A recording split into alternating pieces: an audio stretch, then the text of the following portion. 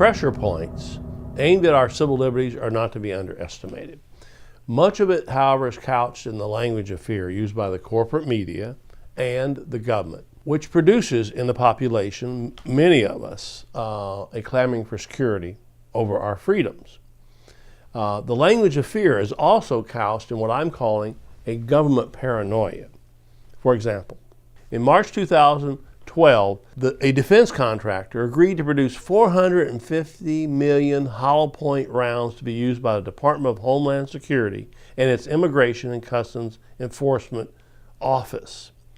The Department of Homeland Security also placed another order for 750 million rounds of various ammunition in August 2012. This is just the tip of the iceberg in the total militarization of the government. Consider that in August 2012, the Social Security Administration, believe it or not, placed an order for 174,000 rounds of hollow point ammunition that they're going to send to some 41 locations around the United States.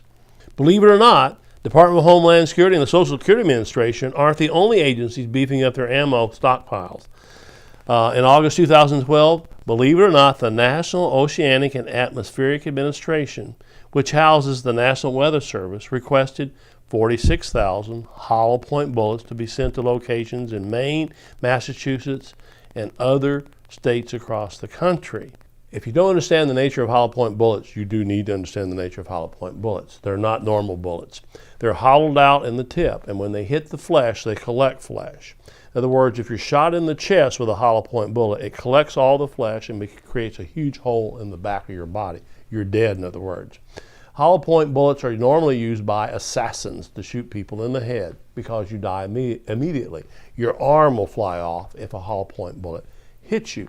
The question is, why does the Department of Homeland Security, the Weather Service, Social Security Administration, what do they need hollow point bullets for? What are they expecting? Then there's the National Defense Authorization Act, signed by President Obama into law, which allows the military to arrive at your door if you're an enemy combatant labeled by the president or a terrorist. Even though you're an American citizen, you can be taken away, put in a prison, and you can be made to disappear. All of this flows into a concern over veterans returning from our foreign wars. In 2009, the Department of Homeland Security issued two memos, right-wing extremism and left-wing extremism. In the right-wing extremism memo, Janet Napolitano, head of the Department of Homeland Security, identified different groups as being extremists and people that need to be watched, and even implied they may be terrorists. And one of those groups was returning American military veterans. Then when we found out a little later about Operation Vigilant Eagle, which is an official government program of the United States government to watch veterans returning from overseas. This fed into an incredible case that we got involved here with at the Rutherford Institute. It was the case of Brandon Robb, a two-time veteran, decorated Marine veteran, who on August 16th, 2012, was in his home resting. He hears vehicles drive up on his driveway and up on his lawn, about 14 or 15 vehicles. He walks to the front door and looks out and sees all these police running up.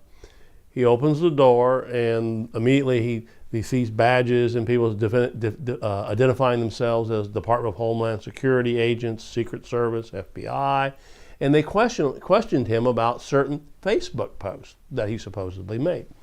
He was quoting a rap group and playing a private Facebook game, which somehow the FBI got into and saw, and they said they were very concerned about his post. This is his First Amendment right, by the way, to speak out if he doesn't agree, and he doesn't agree with much of what the United States government is doing. They asked him to step out. He stepped down his front porch, and he was immediately arrested, thrown into the back of a police car, taken to a police station, never charged, then taken to a mental hospital where there was a short hearing, and he was committed to a mental hospital. His mother contacted us, and we got a legal team when we finally got him out of jail in this prison he was in, where psychiatrists were talking to him, trying to give him drugs. One psychiatrist even said he was going to brainwashing. What we found out later as we looked into this case, though, there are in Virginia alone 20,000 of these civil commitments each year where people are arrested, taken and put in mental hospitals, and they basically disappear. And there's about 1.5 million occurring across the United States every year, where people's civil liberties are lost. They don't have lawyers from the Rutherford Institute or anywhere, and they just disappear. So we've reached a very strange time in our history where our civil liberties, if you speak out, you disagree with the government.